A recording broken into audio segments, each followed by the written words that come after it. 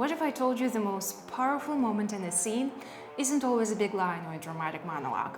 Sometimes it's just a glove, or a cup, or a pencil. Props might seem like background stuff, just part of the set, but in the hands of the right actor, they become something so much more. They can carry emotion, they hint at backstory, or say everything the character can say out loud. In this video, I want to show you how actors use props to unlock something real, to make a performance feel honest, intimate, and alive. Let's dive in. In 1893, blacksmith's scene gave us one of the cinema's first uses of a prop. It was only a few seconds long, just three men pretending to forge metal. But the props were real: tongs, a hammer, an anvil, and something about that made it feel grounded, tangible, true. 10 years later, Alice in Wonderland pushed things further. Props weren't just realistic anymore, they were magical. A way to bend the world, build dreams, tell fairy tales on screen. And then came Chaplin. By 1914, he wasn't just using props, he was dancing with them, wrestling saloon doors, lighting cigarettes with pistols. For Chaplin, props weren't just objects, they were extensions of the character's soul. Take the cane, for example. It wasn't just something the tramp held, it was part of who he was. Technically, it's a prop, something an actor physically uses or interacts with, while the bowler hat, for example, is part of the costume. But in Chaplin's case, both worked together to shape the tramp's identity. Chaplin rehearsed with it until every movement became effortless. That's muscle memory, one of the first tools actors use. When the prop stops feeling like a thing and starts feeling like a part of your body.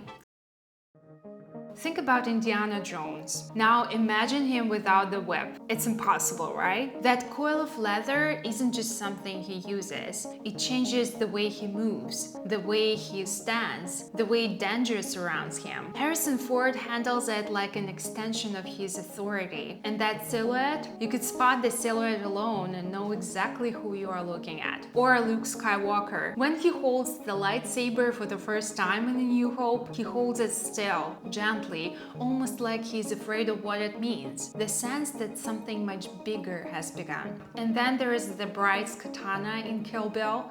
It's not just a weapon, it's purpose. Every movement Uma Thurman makes with that sword is precise, practiced, and deeply personal. The katana isn't just something she uses, it's her mission, her rage, and her history. Or take Harry Potter's wand. Daniel Radcliffe used it across 8 films, but the way he held it changed as Harry grew. In their early movies, he gripped it with caution, like he wasn't quite sure of his power. By the final films, it flowed with him, steady, instinctive, completely lived in.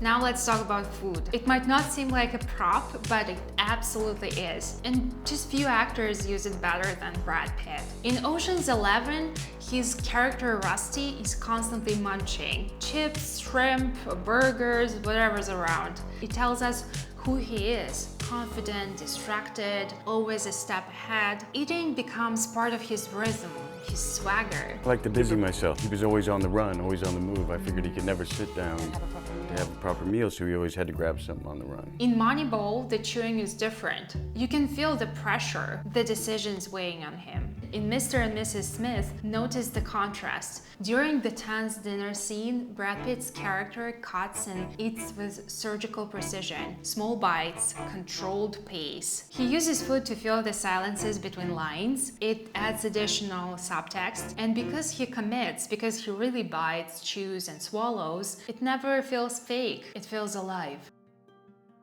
As we saw, some props are iconic, tied to a character from beginning to end, but others, they show up once and still break your heart, like Marlon Brando in On the Waterfront. He picks up Edie's glove, then almost without thinking, slips it onto his own hand. It wasn't scripted, but in that tiny, tender moment, you see it all. His awkwardness, his yearning, his desire to connect. The glove becomes a gesture of intimacy, one he can't say out loud. Or Daniel Day-Lewis in There Will Be Blood. There's a moment where he's speaking to another man, but his son, who's deaf, is nearby. Daniel casually lifts a napkin to cover his mouth, and suddenly the scene twists. It's not just a business conversation anymore. It's betrayal, control, cruelty towards his son. We made a deal with Union on the pipeline.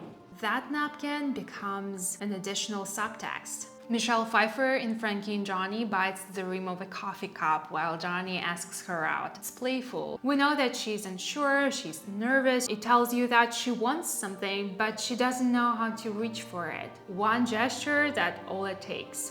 In Revolutionary Road, Kate Winslet's April winds a phone cord around her fingers. She's talking quietly, formally, but we know she's saying goodbye. In Better Call Saul, there's a brilliant prop moment between Jimmy and Chuck. Both men peel duct tape from a wall, but Chuck does it slow, controlled, deliberate. Jimmy just rips his off. Same action, opposite approach. And that contrast tells you everything about how they see the world and how they handle conflict.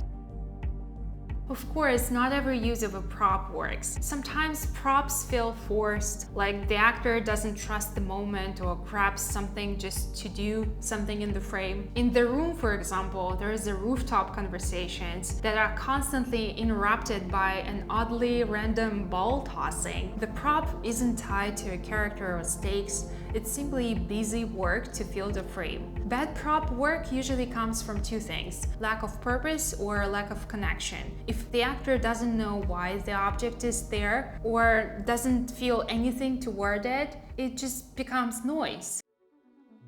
A good prop used well can be a gift. It gives the actor something to do, a way to be grounded in the moment. Because in real life, we interact with objects constantly. We hold things, touch things, fidget, clean, protect, play. We live in the world of objects, and great acting reflects that. A prop can anchor you. It can give you rhythm to a scene or spark emotion you didn't expect. Sometimes just the texture or weight of something in your hand reminds you you are not acting, you are living. Thanks for watching, and I'll see you in the next one.